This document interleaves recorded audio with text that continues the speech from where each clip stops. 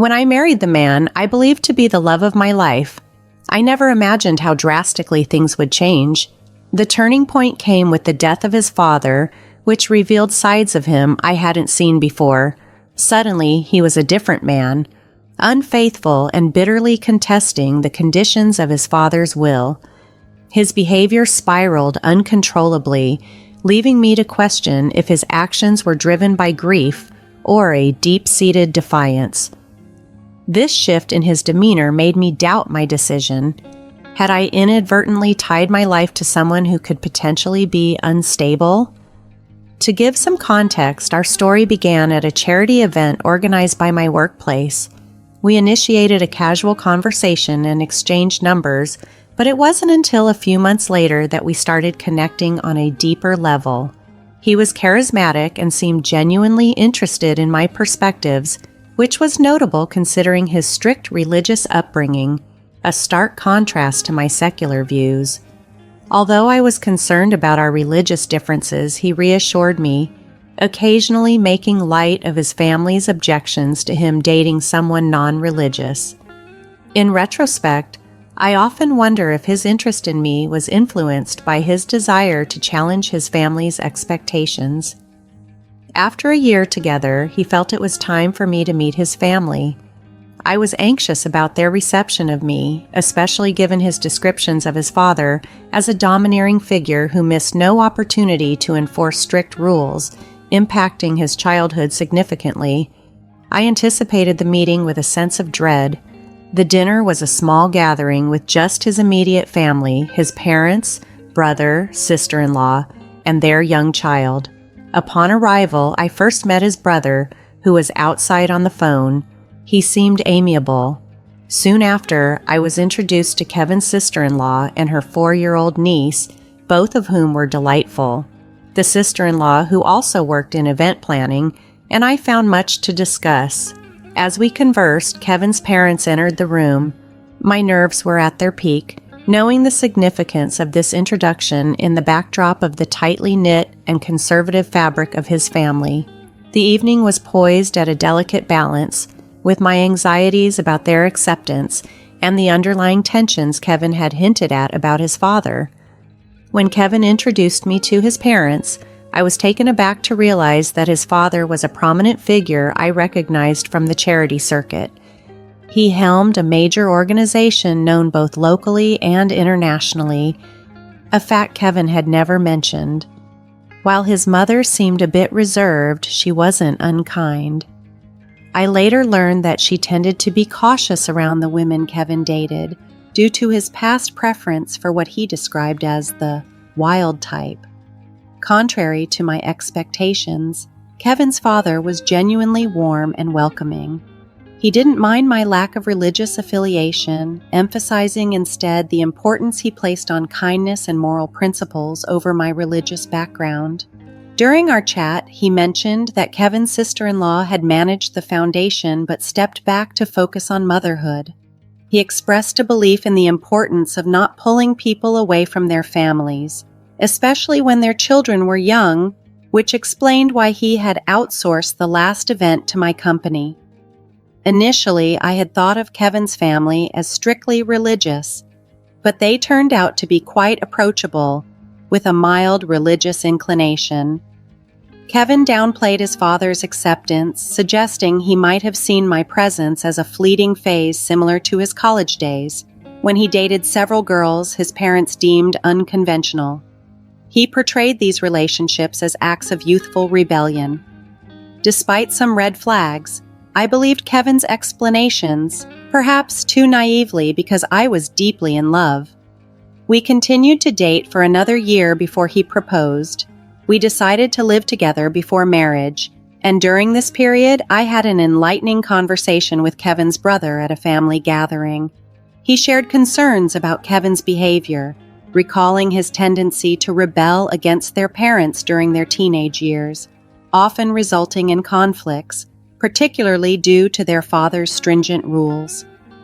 Interestingly, Kevin's father supported our engagement, even offering his backyard for our wedding, a suggestion that Kevin initially resisted. This complex backdrop of family dynamics, past behaviors, and evolving relationships painted a rich tapestry that continued to unfold as we planned our future together.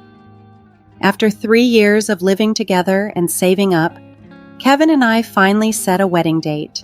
I managed to convince him to accept his father's generous offer to host the wedding in his family's backyard.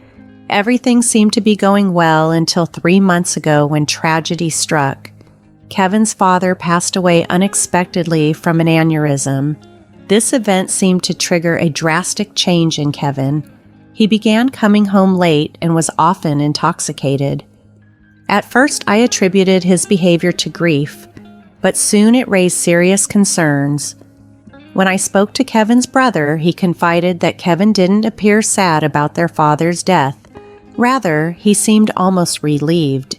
Kevin's erratic behavior and the looming uncertainty over the family business prompted me to confront him directly. One night, I waited up for him until he returned around 2 a.m., reeking of alcohol and stumbling around the house. I knew it was futile to reason with him while he was in such a state, but I insisted we needed to talk, especially about the dangers of drunk driving. He brushed off my concerns and ended the conversation abruptly. Realizing it was pointless to discuss anything further at that moment, I went to bed. The next morning, I found him vomiting in the bathroom. Once he had sobered up a bit, I offered him aspirin and some dry crackers and again brought up his reckless behavior.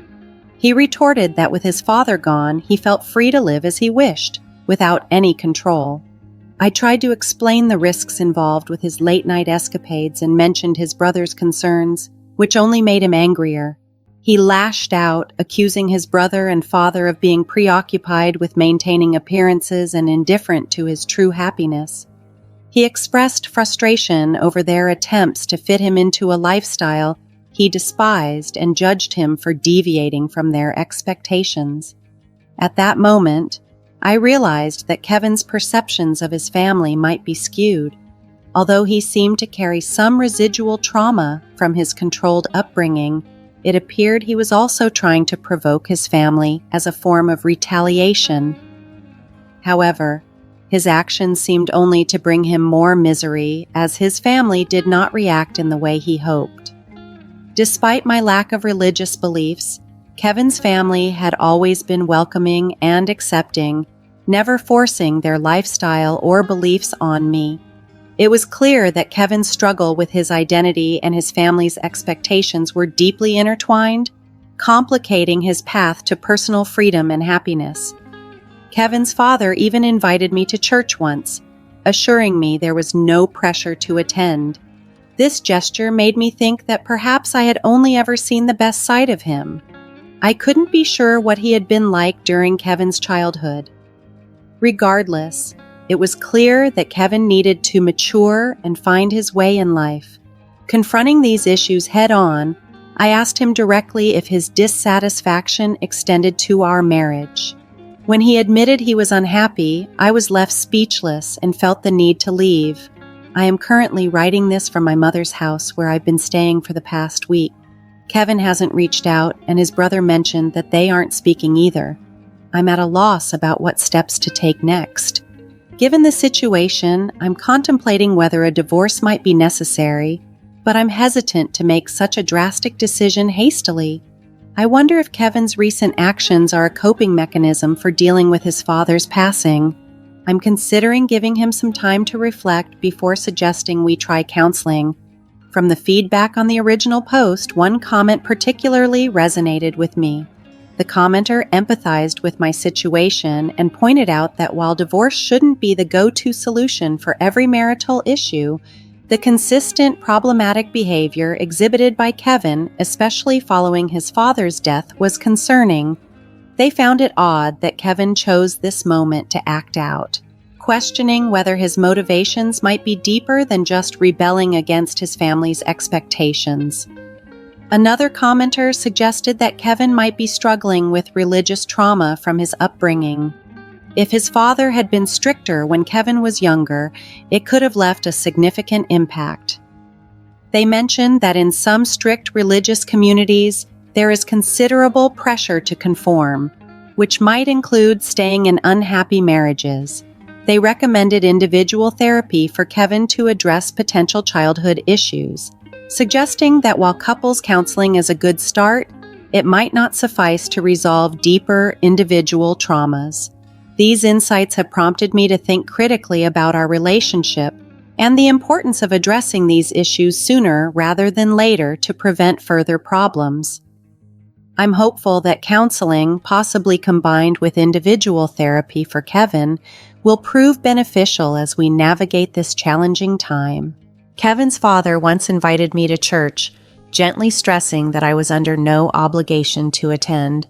This experience led me to wonder if I had only been exposed to his best side, leaving me uncertain about what he was really like during Kevin's youth. Nevertheless, it was clear that Kevin needed to mature and overcome his past grievances to carve out his path in life. Facing our issues, I directly asked Kevin if his unhappiness spilled over into our marriage. When he admitted he wasn't happy, I was stunned and left without a word.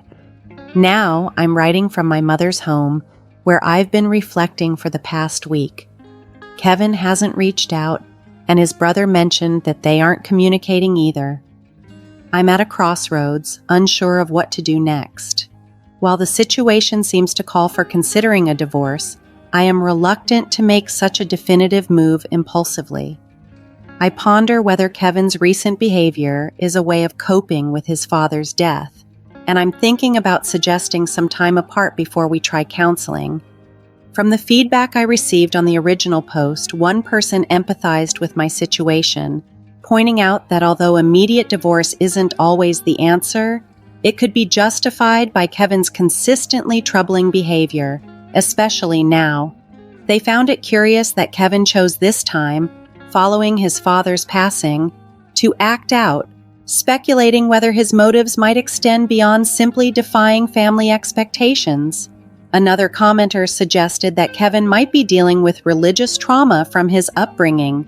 If Kevin's father was a different person back then, it could have deeply affected him. They noted that in some strict religious settings, harsh disciplinary measures are common, and members are often discouraged from ending unhappy marriages. This fixation on his father's approval could signify deeper issues needing exploration. While couples therapy is a good start, individual therapy might be necessary to address Kevin's potential childhood traumas.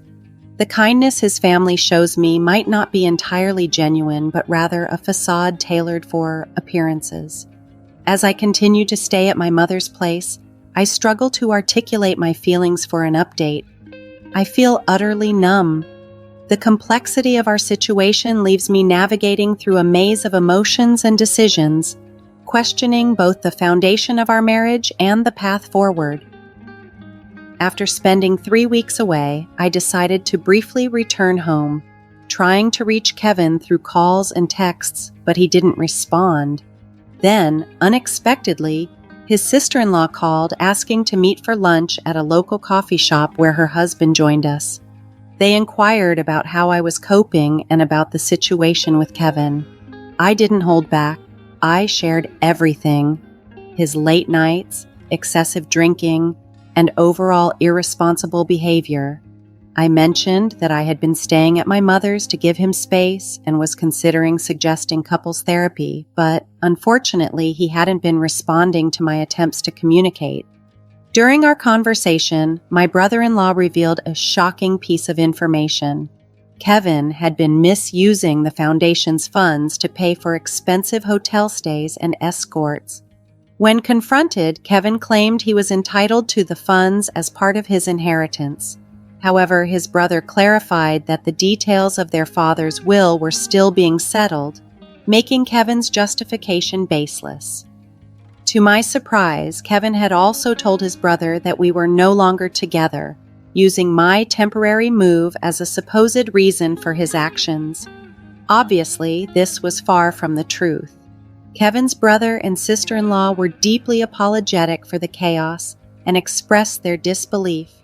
They thought Kevin had changed for the better when he married me, just as I had once believed. They explained that Kevin's long-standing resentment toward their father began during their high school years, fueled by Kevin's rebellious activities with a rowdy crowd, which had deeply concerned their father, especially considering their family's tragic past involving a drunk driver. Grateful for their candor, I returned home the next day and resolved to pack most of my belongings. As I was packing, Kevin walked in, silent and somber. He handed me an envelope containing divorce papers. He admitted he knew his siblings had informed me of everything and showed no remorse. He bluntly stated that the only reason he hadn't initiated the divorce sooner was to ensure he wouldn't be excluded from his father's will. With his father gone, he declared his newfound freedom and casually mentioned that he planned to move into a larger, more luxurious home with his inheritance. He offered me the house and informed me that movers would collect his belongings the next day. I was so stunned by the coldness of his confession that I couldn't say a word. I continued packing in silence, eager to distance myself from the situation. Once I had loaded my car with my belongings, I drove back to my parents' house, leaving behind the life I thought I had built with Kevin. I showed my parents the divorce papers and then retreated to my room, where I broke down in tears. I was struggling to understand how my life had taken such a cruel turn, especially given my unwavering commitment to our marriage. Kevin had discarded our relationship as if it meant nothing to him. Tomorrow, I have an appointment scheduled with a divorce attorney. I'm not planning to contest the divorce. If he wants to leave, that's fine by me. Here's the second update for everyone. Things have taken quite an interesting turn. I met with my lawyer, who explained the terms of the settlement to me clearly. I would keep the house, and we would each retain our assets, including wedding gifts and rings. Since we didn't have a joint bank account, there were no financial entanglements to worry about. Honestly, I might end up selling the house. It holds no happy memories for me anymore. Since then, I've been staying at my parents' place, trying to move past this whole ordeal. They seem glad to have me around, or perhaps they are just trying to cheer me up. I plan to find a smaller place once I sell the house. Now, here's the intriguing part. Out of the blue, Kevin's brother called me. After some casual conversation, he asked if I was free the following Monday to join them for a meeting with their father's lawyer to finalize the estate matters. I was unsure why I should be involved, but he insisted it was important for me to be there and assured me that he would ensure Kevin wouldn't approach me and that we would be seated far apart. Reluctantly, I agreed. On Monday morning, I arrived at the lawyer's office. Kevin's brother, now my former brother-in-law, met me outside and thanked me for coming. He escorted me into the office, where Kevin, his mother, and the lawyer were already present. I approached their mother, offering my condolences and asking about her well-being since we hadn't spoken since the funeral. She expressed her sympathies for what had happened between Kevin and me, mentioning that she and her late husband had tried their best to guide him, but he had chosen his path. The lawyer then gathered us to discuss the estate. He apologized for the delays due to various complexities. The crucial part of the meeting revealed that most of the money would be donated to charity to support the foundation. The management of the foundation would pass to the oldest son, excluding Kevin. The remaining funds were allocated to his wife, his eldest son and his wife, and a school fund for his grandchild. Surprisingly, there was a provision for Kevin. He would receive money only if our marriage had lasted at least 6 years. Additionally, if we had a child, a school fund would be established for them. Notably, I was left a substantial sum without any conditions attached. His father had been concerned that Kevin might squander his share on frivolous things like escorts and alcohol. At the end of the meeting, the lawyer informed us he would schedule individual sessions to sign the paperwork and address any questions. As soon as we were dismissed, I left quickly, noticing Kevin's gaze following me from across the room, as if he wanted to talk. I left before he could approach me. As I write this, the next morning, Kevin has been bombarding my phone with calls and messages. Despite his efforts, I want absolutely nothing to do with him after everything he's put me through. Update number 3. Kevin's behavior has become increasingly erratic in his attempts to find me. After failing to reach me through my phone, he started contacting his brother to inquire about my whereabouts. After the unsettling meeting with the lawyer, I hadn't seen any of Kevin's family until I received a cautionary note from his brother, warning me that Kevin was desperately trying to track me down. His words were soon validated when Kevin unexpectedly showed up at my parents' home. Thankfully, I was not there. My father misled him by saying I was out of town without a definite return date. Kevin left a message urging me to contact him, claiming we needed to talk. Despite my reluctance, his continued attempts to reach me felt overwhelming, and I decided to address it to finally put an end to his relentless pursuit. Choosing a time when I felt strong enough emotionally and ready to handle the conversation, I called Kevin one evening. He answered immediately, his voice eager and filled with a feigned joy at hearing from me. He asked about my welfare as if our marital strife was a mere hiccup. He began with an apology for his behavior during our split, recognizing the hurt he had inflicted and admitting he should have honored our commitment, even though he wasn't fully happy. I listened quietly, then clearly stated that I had moved beyond our marriage and was focusing on rebuilding my life. I pressed him for the true reason behind his call. Initially, he insisted it was just to see how I was doing and perhaps keep the lines open for future discussions. I firmly told him that wouldn't be necessary. As I pressed further, he finally admitted that he regretted the divorce, acknowledging that his decisions were influenced by bitterness towards his father and not a true desire to end our marriage. He suggested counseling, hoping to reconcile, but I reminded him that the divorce papers were already filed and legally binding. Our marriage was definitively over, as per his initial wishes. I stressed that he had been the one to push for this outcome, and I had merely respected his wishes. After reiterating my stance, I ended the conversation and decided to cut off all communication with him. I have no desire to revisit a relationship that caused me such distress. Life has been bustling with new beginnings and professional successes. I've been so involved with various projects and life changes. I recently finalized the divorce officially with my lawyer, choosing monthly payments over a lump sum for financial stability. I've also put an offer on a new house and am waiting for approval from the bank. Meanwhile, I met with Kevin's brother and sister again, this time to discuss a charity event in honor of their father, which I'm helping to organize. During this meeting, they updated me on Kevin's erratic behavior, including unfounded accusations against me regarding the division of our assets in the divorce. Moving forward without Kevin is the best path for me, allowing me to focus on my future and the new opportunities ahead. Although they were already aware that divorce records are public and accessible, when confronted about his dishonesty, he vented his frustrations, insisting that I should have returned the house to him, especially since I had received a considerable amount of money from his father. I explained that the house was available for purchase on the market if he truly wanted it back. It was also mentioned that he had moved into an apartment close to his work.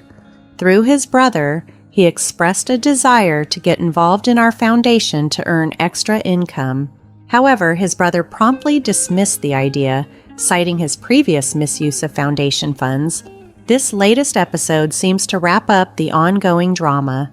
I am eager to move beyond this turbulent chapter with Aiden and the upheaval he caused in my life.